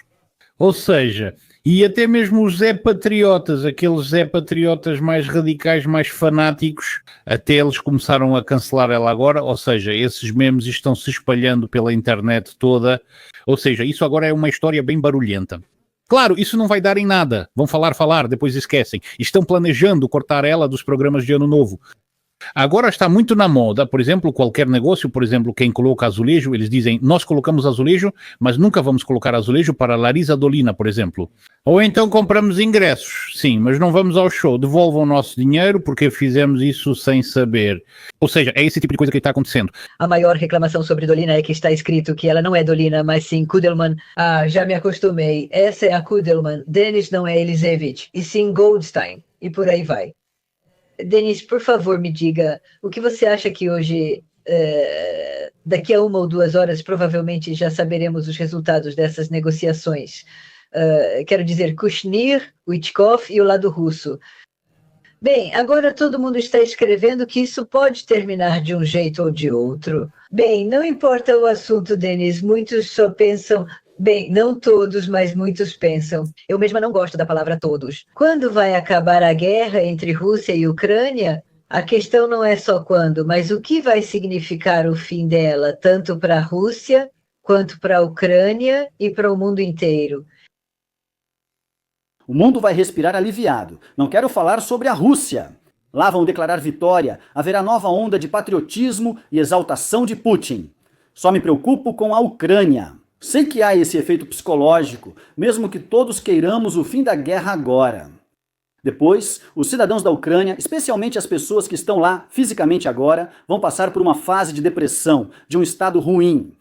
E eu, quando penso sobre isso, percebo que realmente roubaram anos de vida. De alguns até tiraram a própria vida. E ainda vai haver um período difícil, e na verdade muitas coisas complicadas e ruins ainda vão acontecer na Ucrânia depois da guerra. Isso é... E você me disse uma frase ontem, você disse, mesmo que a fase ativa das ações militares termine, isso de forma alguma entre a Rússia e a Ucrânia, isso de forma alguma significa o fim da guerra. O que isso significa? Sim, porque a guerra termina quando um tratado de paz é assinado. E até na assinatura de um tratado de paz completo ainda falta muito, porque ele é, como posso dizer, de um formato muito amplo. Muitas mudanças precisarão ser feitas na Ucrânia. Eu não sei se eles vão mudar o mapa político ou não, mas serão mudanças muito grandes. Talvez isso envolva na Constituição ucraniana. Isso é um processo. Isso vai levar tempo. O cenário mais otimista é que o acordo de paz final ocorra no fim de 2026, ou talvez em 2027. Agora falamos só de um acordo preliminar, um cessar-fogo. E depois, ainda há muito trabalho pela frente. Você vai voltar para a Ucrânia? Sim, claro, eu já disse, claro que pretendo. Mas para isso, preciso que o regime mude. E também, algumas outras coisas aconteceram dentro da Ucrânia. O que você acha, né, então, nas circunstâncias atuais e com o rumo que as coisas estão tomando hoje, a situação está levando a isso, na sua opinião? Balashov voltaria para a Ucrânia? Claro, isso nem precisa ser discutido. 100%, 100% mesmo. Ele já estaria pronto. Se não fossem os processos criminais, nem teria saído, assim como eu, não foi por causa da guerra. Isso é completamente diferente. Em que ano você foi embora, Denise? No outono de 22, 22. Balashov foi antes de você, certo? 6 meses antes, sim. Mas ele, durante as férias na África, voltou para Kiev em guerra. Ah, então ele estava na Ucrânia na guerra. No início da guerra ele não estava, mas voltou uma semana depois. Para Kiev em guerra, sim. Ou seja, como você disse, se não fossem aqueles processos criminais contra ele, acho que foram 7, ele me contou Sim. que ele, apesar da guerra, teria ficado na Ucrânia. Bem, eu tenho certeza que sim. Talvez por causa da esposa, dos bombardeios ou por alguns meses fora, ele não se sentia confortável nos Estados Unidos. Por quê? Eu vou te dizer, eu amo os Estados Unidos, respeito, e seria pecado reclamar, mas provavelmente é preciso ser mais jovem para se mudar. Nos Estados Unidos, quem não teve sucesso em seu país costuma se adaptar melhor, pois lá tudo parece surpreendente para eles. E quando você já tem conquistas no seu país, você acaba prestando menos atenção nisso. Família envolve muitos fatores. Mudar de país aos 20 ou 35 anos é bem diferente. Isso é verdade. Aos 50, aí já é uma terceira história completamente diferente. Foi assim que aconteceu com Gennady. Mas agora você disse desconfortável, né? Você quer dizer, Denis, o estilo de vida ou o quê? O estilo de vida está ok, o problema é a socialização. Ou seja, quando você é empresário em Kiev, você tem reuniões, escritório, funcionários, restaurantes. A vida está agitada, família, amigos, basicamente tudo. Como você organizou sua vida, mas quando você está em outro país, meu inglês é ruim e Gennady não fala nada de inglês, o que torna tudo ainda mais difícil. Bem, existem milhões de motivos. Olha, estou te ouvindo agora. Eu moro no Canadá há mais de 30 anos. Antes disso, eu morei 4 anos em Israel. E sabe, mesmo tendo saído da União Soviética, eu era muito jovem. Falei certo, hoje sou jovem, mas era ainda mais naquela época. Então, quero te dizer que naquela época eu ainda não tinha meu próprio negócio. Ou melhor, naquela época ninguém tinha. Essa palavra negócio era algo meio capitalista, burguês, ocidental. Então, até eu, durante muitos anos, por bem mais tempo que meus conhecidos, eu não sentia que tinha um lar. Eu realmente não tinha, Denise. Queria ir para casa, para o país certo ou errado, tanto faz, só quero casa. E hoje, claro, quando passou... Aqui eu moro há mais tempo do que na União Soviética. E aqui minha filha já cresceu. Eu já tenho netos. Por isso, bem, eu fico pensando, será que isso é um lar hoje? Eu amo o Canadá, eu gosto de viver aqui. Mas o que eu quis dizer é que esse sentimento permaneceu. Não porque aqui não seja um lar. Aqui é um lar. Mas é algo que não dá para explicar. O que é isso? Não dá para tocar. Ainda mais quando você contou... Agora, eu imaginei a vida de uma pessoa bem-sucedida, sortuda, com toda essa correria da vida, esses encontros, despedidas, negócios, restaurantes, como você disse, atividade. Eu entendo do que você está falando, porque tudo isso eu mesma. Agora vou dizer algo importante. Eu não encontrei isso aqui. Eu criei isso aqui. Ou seja, eu não tinha um tio Sam que me guiasse e dissesse: vamos, de Sasha, eu vou te ajudar de algum jeito. Nossos pais faziam isso na União Soviética. Meus pais tentaram, com certeza, mas a União Soviética acabou e meu pai faleceu cedo. Bem, isso, como se chama isso? Esse grupo, sabe, no bom sentido da palavra, se a pessoa é capaz de criá-lo, você falou bem, sair aos 20, 30 ou 50 anos é bem diferente. Você não sabe o idioma nem entende a mentalidade dessas pessoas. Você não consegue dar energia para essa locomotiva.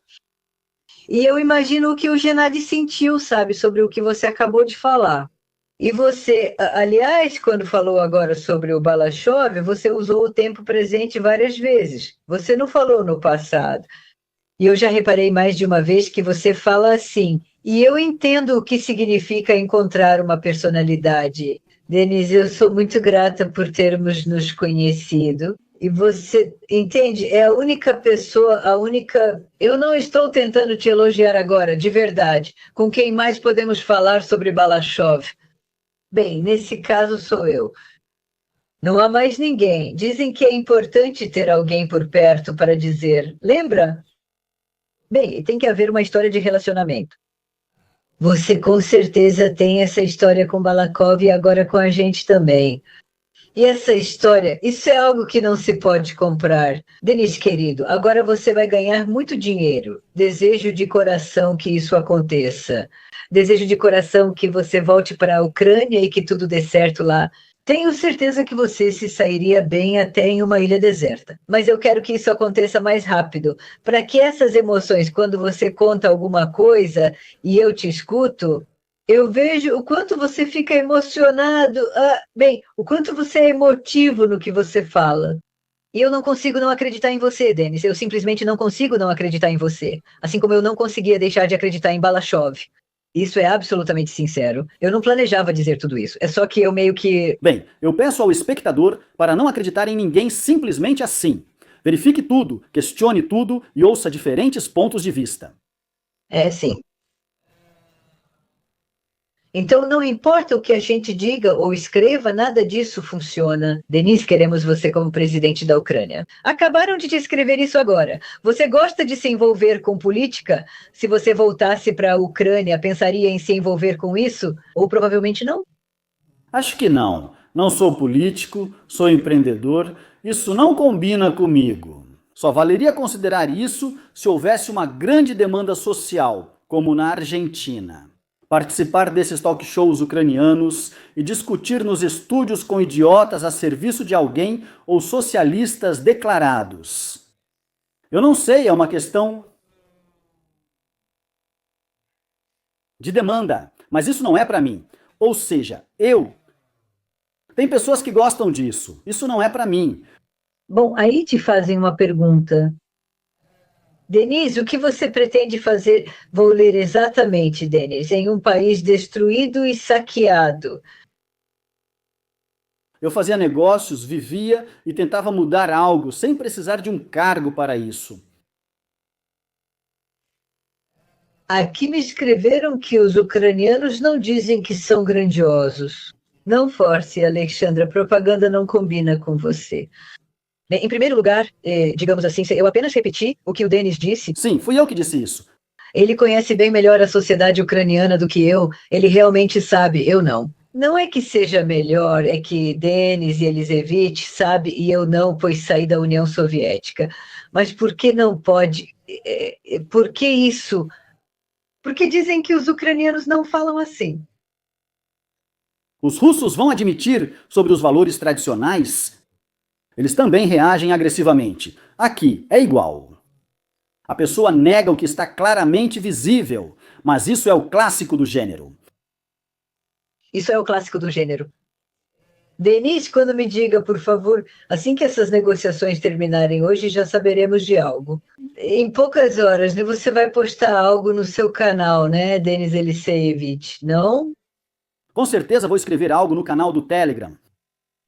Eu convido todo mundo a se inscrever no canal do Denis Eliseevich. Eu entro lá com prazer. Quero te dizer que fazer mais uma pergunta. Olha, nossa última entrevista, postamos o vídeo, você perguntou. No seu canal, quase 200 mil assistiram em 6 dias. No nosso, cerca de 10 mil visualizações. Vamos supor, você acha que é porque seu público é mais ucraniano ou por outro motivo? Sim, é mais público ucraniano. Este canal tem um único tema, criado para uma pessoa, e os algoritmos o distribuem assim. Vocês possuem um formato único, com convidados de vários países e temas diversos, o que também faz diferença. Bem, isso é puramente por causa dos algoritmos do YouTube. Denis, obrigada. Te esperamos na próxima semana. Estou muito interessada no seu comentário sobre o que está acontecendo hoje. Acho que ainda vai acontecer muita coisa nesses dias. E eu vou dizer que a Rádio VERA teve sorte, agora Denis Eliseevich vem até nós. E na minha cabeça vem ao mesmo tempo duas pessoas, Denis Eliseevich e Gennady Balashov. Muito obrigada. Muito obrigado, muito obrigado. Obrigado.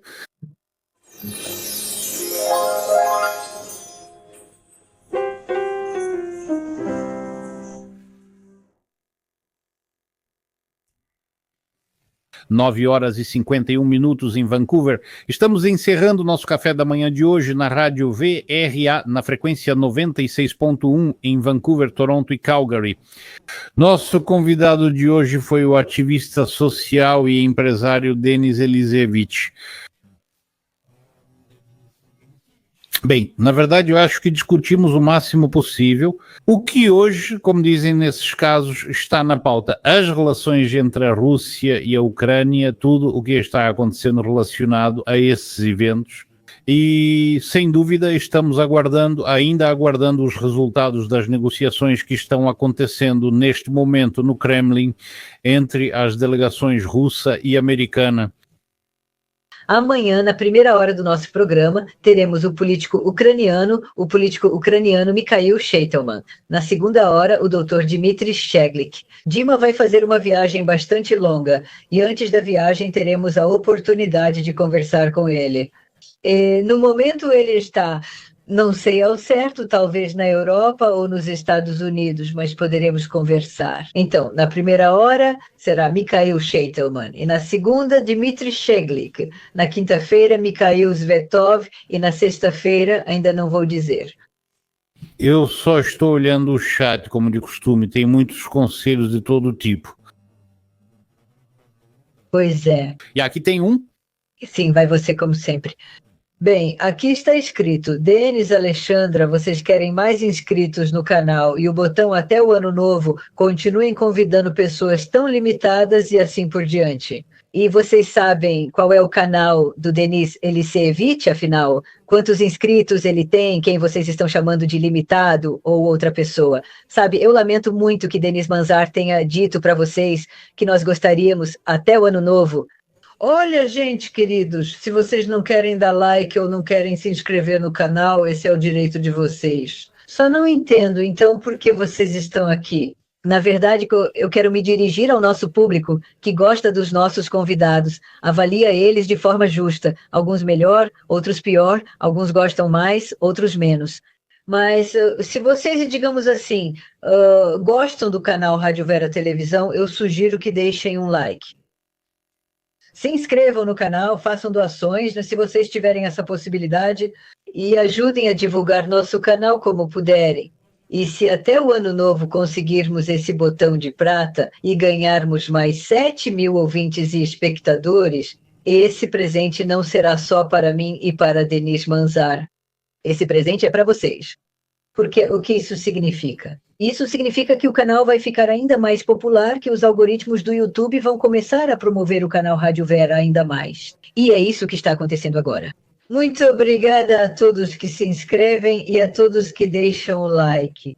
Isso é uma oportunidade de ter algo ainda mais interessante, algo ainda melhor, convidados ainda mais interessantes. Para quem é esse presente, queridos? Sim, uma pergunta retórica ou não retórica? Bem, e os tolos, claro, todos ao redor são tolos, exceto vocês mesmos. Tudo isso está claro. Podem parar de dar conselhos. Por que falar o óbvio? Todos ao redor são idiotas. E só você é inteligente, sabe como fazer tudo certo. E quanto aos botões e todo o resto, se você prestar atenção em muitos... Agora, só estou chamando a atenção, em muitos canais, a cada 15 minutos, as pessoas praticamente imploram por doações, pedem, pessoal, ajudem, está realmente muito difícil agora, e assim por diante, e assim por diante. Nós pedimos aos inscritos apenas para se inscreverem, para todos aqueles que nos assistem sem inscrição, e são muitos. Basta, por assim dizer, marcar um tique. Pronto, não é difícil. Pronto, e consequentemente isso nos deixa felizes. E a Sasha, minha colega, disse corretamente que fazemos isso principalmente para vocês. Porque assim o conteúdo será muito mais promovido nesse sentido. E onde houver mais e melhor promoção, quanto mais público temos, mais variedade e quantidade de convidados podemos trazer. Só isso.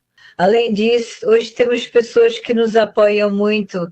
E eu quero agradecer essas pessoas pelo apoio ao canal e por vocês. Bem, eu até conheço uma história bem recente, quando uma pessoa que respeito muito, uma jovem mulher, defendeu tanto a popularidade e o interesse pela rádio VERA, que, sem querer, acabou até desmanchando uma das organizações criadas recentemente, onde outra pessoa batia o pé e gritava que a rádio VERA não era grande coisa. E estou sendo gentil ao dizer isso, mas para quem gosta e nos acompanha, comece amanhã conosco.